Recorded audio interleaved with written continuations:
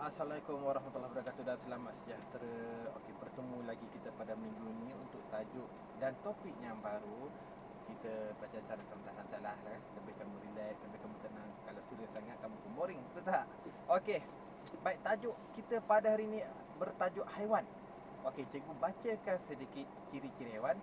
Haiwan mempunyai ciri-ciri yang berlainan. Setiap bahagian tubuh haiwan mempunyai kepentingannya. Terdapat haiwan yang berlainan tetapi mempunyai tubuh badan yang sama. Okey, jom kita tengok. Haiwan. Kenali bahagian tubuh haiwan. Okey, kita tengok dulu kuda.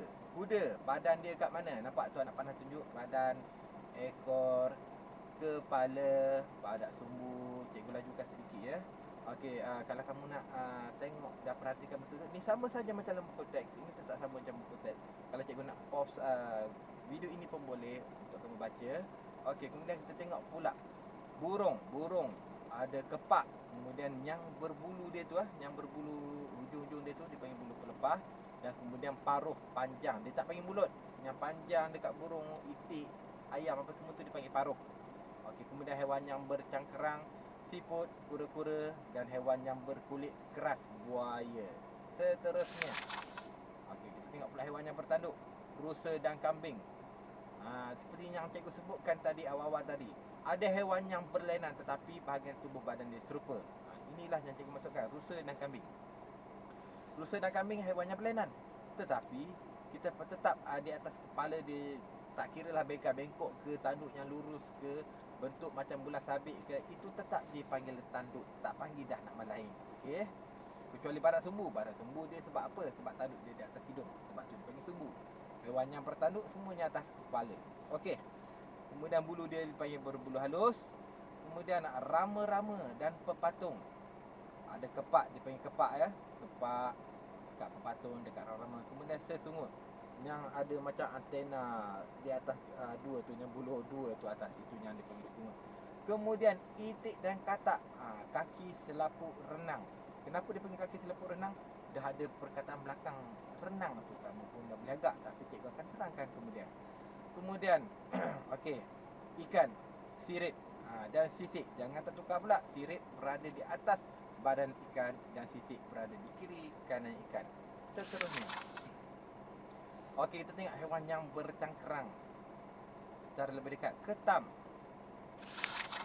siput cangkerang lagi, kura-kura bercangkerang lagi, udang bercangkerang juga. Cangkerang dia di mana? Di atas kepala dia tu, untuk melindungi kepala dia. Kemudian apa lagi pula? Okey, bersisik ikan. Nampak tak sisik?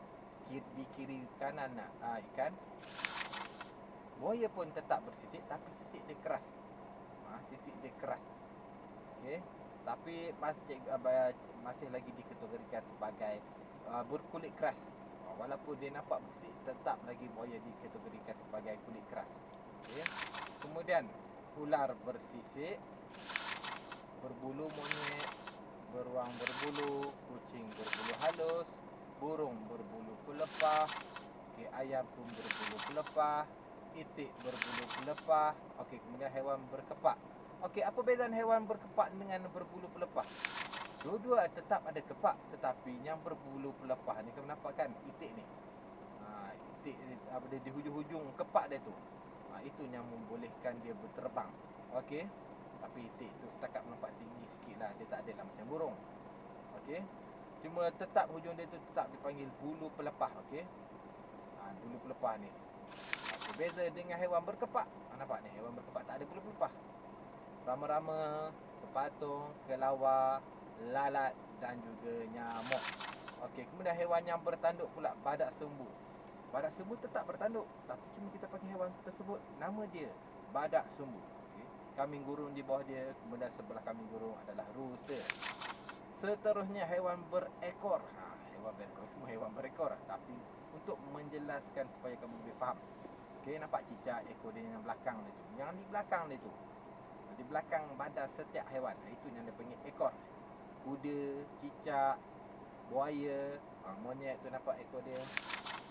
Haiwan berparuh seperti yang cikgu terangkan pada awal tadi, mulut dia tu kita tak yang muncung kat depan yang tajam tu, itu dipanggil paruh, bukannya mulut. Okey. Dipanggil paruh. Okey, nampak tu? Itik, ayam, burung, angsa. Kemudian okey, kita kenali lebih dekat sikit lagi. Anggota badan bagi haiwan yang berbulu pelepah, nampak tak halang? Paruh. Kepak dia kat mana? Ekor dia kat mana? Seterusnya. Okey, kemudian lembu ni tanduk. Tengok tu tanduk dia panjang. Tanduk ni ada macam-macam bentuk juga. Nampak tu? Panjang betul tanduk dia. Tanduk, kemudian badan dia tu, bulu dia tu dipanggil berbulu halus. Kaki ada 4 ekor.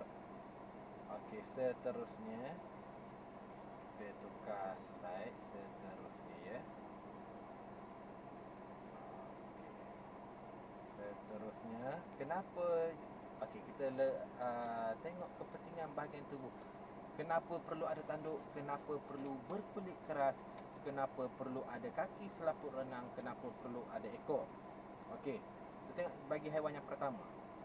Setiap bahagian tubuh haiwan mempunyai fungsinya. Bahagian tubuh amat penting untuk haiwan tersebut. Nampak tak? Ekor, kulit keras. Buaya kulit keras. Walaupun nampak macam bersih, tapi masih lagi dikategorikan sebagai haiwan yang berkulit keras. Okey, buaya. Nampak tu? Kulit keras untuk mempertahankan diri daripada siapa? Daripada apa? Macam-macam lah haiwan pemangsa yang lebih besar lagi yang mampu makan buaya. Sebab itulah kulit dia keras, untuk mempertahankan diri dia. Kemudian kaki selaput renang katak. Nampak tu? Kaki selaput renang katak sama dengan buaya. Kaki selaput renang ni untuk apa? Untuk berenang. Nama pun kaki selaput renang. Takkan untuk berjalan kan? Macam ni kaki selaput renang, macam kamu yang mana yang pernah pergi menyelam, scuba diving, yang kaki yang kamu pakai tu, tu macam kaki selaput renang lah tu. Okey, seterusnya ikan. Sirip. Nampak tu? Sirip dia berada di atas badan ikan, dan sisik berada di kiri kanan ikan. Dan kemudian ekor. Okey, ekor. Apa guna ekor ni? Ekor ni adalah untuk memandu arah. Okay. Ekor ikan adalah untuk memandu arah. Macam steering lah, lebih kurang macam steering lah. Okey, contoh katalah kereta ayah kamu ataupun kereta mak kamu tak ada steering. Macam mana kamu nak pusing kiri kanan, betul tak? Ekor ikan ni samalah. Dia guna dia untuk pusing kiri kanan, naik atas bawah. Cuma kereta kamu tak boleh lah naik atas bawah. Okey, tak boleh lah pusing ke atas bawah. Boleh pusing kiri kanan saja. Okey, seterusnya. Okey, tengok pula untuk kerbau, badak sumbu. Bertanduk, haiwan yang bertanduk. Apa guna dia? Untuk membantu haiwan ini mempertahankan diri. Kemudian, burung dan rama-rama berkepak. Kepak untuk apa? Membantu haiwan untuk terbang. Okey, untuk tajuk kita serupa ni cikgu akan terangkan pada hari Jumaat. Okey, itu saja dulu untuk hari ini. Okey, cikgu akan sertakan link untuk latihan bersama-sama dengan link video ni. Selamat menjawab. Terima kasih. Jangan lupa stay safe at home dan jaga kebersihan. Jumpa lagi. Assalamualaikum.